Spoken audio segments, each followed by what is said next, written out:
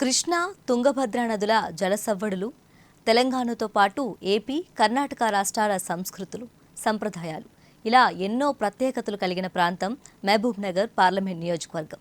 లోక్సభ ఎన్నికల వేళ రాష్ట్ర ప్రజలను ఆకర్షిస్తున్న నియోజకవర్గాల్లో పాలమూరు ఒకటి. రాజకీయంగా పాలమూరు లోక్సభ నియోజకవర్గానికి చాలా ప్రాధాన్యత ఉంది. ఇక్కడ నుంచి ఎంపీలుగా గెలిచిన జైపాల్ రెడ్డి, మల్లికార్జున్ లాంటి వారు కేంద్ర రాజకీయాల్లో కీలక పాత్ర పోషించారు. కేసీఆర్ పాలమూరు ఎంపీగా ఉన్నప్పుడే తెలంగాణ రాష్ట్రం అవతరించింది. ప్రస్తుత సీఎం రేవంత్ రెడ్డి సొంత నియోజకవర్గం కొడంగల్ ఈ పార్లమెంటు నియోజకవర్గం పరిధిలోనే ఉన్నది. ఒకప్పుడు వలసల జిల్లాగా పేరొందిన ఈ ప్రాంతం నేడు తిరుగు వలసల దశకు చేరింది. ఈ నియోజకవర్గానికి 1952 నుంచి ఇప్పటి వరకు 17 సార్లు ఎన్నికలు జరగగా కాంగ్రెస్ 10 సార్లు, బీఆర్ఎస్ 3 సార్లు విజయం సాధించాయి. బీజేపీ, తెలంగాణ ప్రజాసమితి, జనతా పార్టీ, జనతాదళ్ ఒక్కోసారి గెలిచాయి. మహబూబ్ నగర్ లోక్సభ నియోజకవర్గం పరిధిలో షాద్నగర్, మక్తల్, కొడంగల్, మహబూబ్ నగర్, నారాయణపేట్, జడ్చర్ల, దేవరకద్ర అసెంబ్లీ నియోజకవర్గాలున్నాయి. శాసనసభ ఎన్నికల్లో ఈ 7 నియోజకవర్గాల్లో కాంగ్రెస్ విజయకేతనం ఎగురవేసింది. అదే ఊపులో లోక్సభ స్థానంలోనూ విజయం సాధిస్తామన్న ధీమాతో ఉంది. గత ఎన్నికల్లో పోటీ చేసి ఓడిన చల్లా వంశీచంద్రరెడ్డినే మరోసారి అభ్యర్థిగా ప్రకటించింది. మిగతా పార్టీల కంటే ముందే ప్రచారం ప్రారంభించింది. మహబూబ్ నగర్ లోక్సభ నియోజకవర్గంపై సీఎం రేవంత్ రెడ్డి ప్రత్యేక దృష్టి పెట్టారు. తన అసెంబ్లీ నియోజకవర్గం కొడంగల్ ఈ పార్లమెంట్ పరిధిలో ఉండటమే దీనికి ప్రధాన కారణం. కొడంగల్ సెగ్మెంట్లో 50,000 ఓట్ల మెజారిటీ సాధించాలని, మిగిలిన 6 సెగ్మెంట్ల పరిధిలోనూ భారీ ఆధిక్యం పొందాలని సీఎం రేవంత్ రెడ్డి లక్ష్యంగా పెట్టుకున్నారు. గత శాసనసభ ఎన్నికల కంటే ఎక్కువ మెజారిటీ రావాల్సిందేనని, తక్కువ వస్తే ఎమ్మెల్యేలే బాధ్యులవుతారని పరోక్షంగా హెచ్చరికలు జారీ చేశారు. బీజేపీ నుంచి గట్టి పోటీ ఉండడంతో ఆ పార్టీ అభ్యర్థి డీకే అరుణపై తీవ్ర స్థాయిలో విమర్శలు గుప్పిస్తున్నారు. మహిళల ఓట్లపై కాంగ్రెస్ భారీగా ఆశలు పెట్టుకుంది. మైనారిటీలు తమ వైపే నిలుస్తారని ఆశిస్తుంది.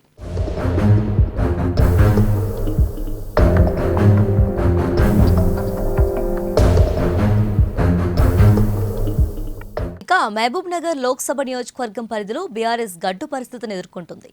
అసెంబ్లీ ఎన్నికల్లో 7 సెగ్మెంట్లలోనూ ఓటమి పాలైంది. పార్టీకి పూర్వ వైభవం సాధించాలన్న లక్ష్యంతో సిట్టింగ్ ఎంపీ మన్నే శ్రీనివాసరెడ్డిని మళ్లీ బరిలోకి దింపింది. మాజీ మంత్రి శ్రీనివాస్ గౌడ్, మాజీ ఎమ్మెల్యేలతో కలిసి ఆయన విస్తృతంగా ప్రచారం చేస్తున్నారు. నియోజకవర్గంలో క్యాడర్, బలమైన ఓటు బ్యాంక్ ఉండటం లాభిస్తుందని పార్టీ భావిస్తుంది. గత 9.5 ఏళ్ల కేసీఆర్ పాలనలో చేసిన అభివృద్ధి కార్యక్రమాలను ప్రచారంలో ప్రధానంగా ప్రస్తావిస్తున్నారు. వలసల జిల్లాను ప్రగతి పదాన నడిపించింది కేసీఆర్ ప్రభుత్వమేనని చెబుతున్నారు. కాంగ్రెస్ పాలనలో రైతు బీమా అమలు కావడం లేదని, రైతు బంధు నిధులు అందరికీ అందలేదని, పాలమూరు ఎత్తిపోతల పనులు సాగడం లేదని, కరెంటు కోతలు విధిస్తున్నారని, ధాన్యం కొనుగోలులో జాప్యం జరుగుతుందని విమర్శిస్తున్నారు. బీఆర్ఎస్ అధినేత కేసీఆర్ మహబూబ్ నగర్లో నిర్వహించిన రోడ్ షో గులాబీ కేడర్లో ఉత్సాహం నింపింది. 5 నెలల్లోనే కాంగ్రెస్ ప్రభుత్వంపై ప్రజల్లో వ్యతిరేకత వచ్చిందని, రైతులతో పాటు తమ ప్రభుత్వ హయాంలో అమలు చేసిన పథకాలు లబ్ధిదారులు తమకే ఓటు వేస్తారని భారస భావిస్తోంది. అటు మైనార్టీల ఓట్లపైన నమ్మకంతో ఉంది.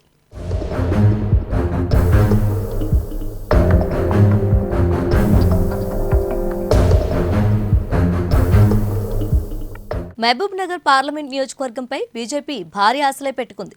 ఇక్కడి నుంచి సీనియర్ నేత, మాజీ మంత్రి డీకే అరుణను రెండోసారి బరిలోకి దింపింది.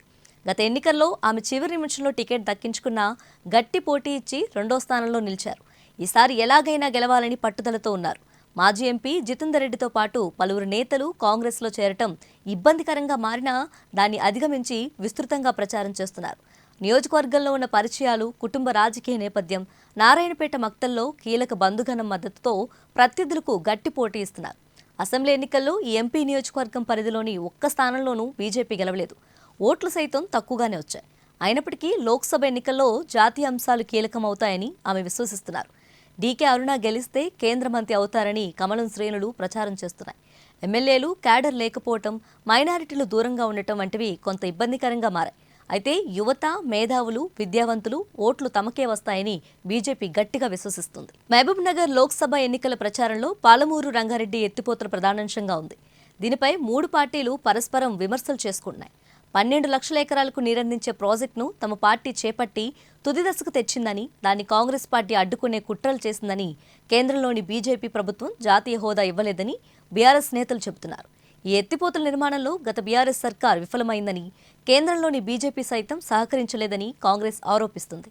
అయితే ఈ పథకానికి నాంది పలికింది తానేనని, ఉమ్మడి రాష్ట్రంలో మాజీ సీఎం కిరణ్ కుమార్ రెడ్డితో కోట్లాడి మరీ సర్వే కోసం జీవో తెచ్చారని బీజేపీ అభ్యర్థి డీకే అరుణ ప్రచారం చేసుకుంటున్నారు.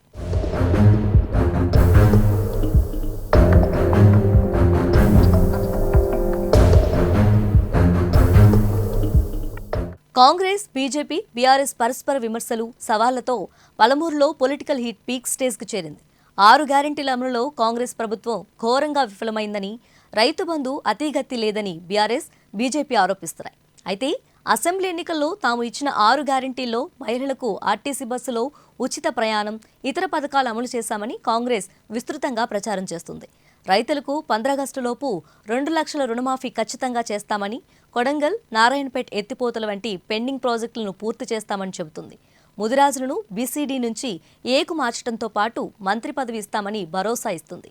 మరోవైపు 10 ఏళ్ల పాలనలో పాలమూరులో చేసిన అభివృద్ధి, రాష్ట్రంలో చేపట్టిన సంక్షేమ పథకాల అంశాలను బీఆర్ఎస్ ప్రజల్లోకి తీసుకెళ్తుంది. ఇక 10 ఏళ్ల మోదీ పాలన, జాతీయ రహదారుల విస్తరణ, కేంద్ర పథకాలతో సాధించిన అభివృద్ధిని బీజేపీ వివరిస్తోంది. మొత్తానికి 3 పార్టీల ప్రచారంతో మహబూబ్నగర్ నియోజకవర్గం హోరెత్తుతుంది. అసెంబ్లీ ఎన్నికల ఊపును కాంగ్రెస్ కొనసాగిస్తుందా, లేక సిట్టింగ్ స్థానాన్ని బీఆర్ఎస్ నిలబెట్టుకుంటుందా, అటు మోదీ మ్యాజిక్తో బీజేపీ సంచలనం సృష్టిస్తుందా అన్నది పొలిటికల్ సర్కిల్లో హాట్ టాపిక్గా మారింది.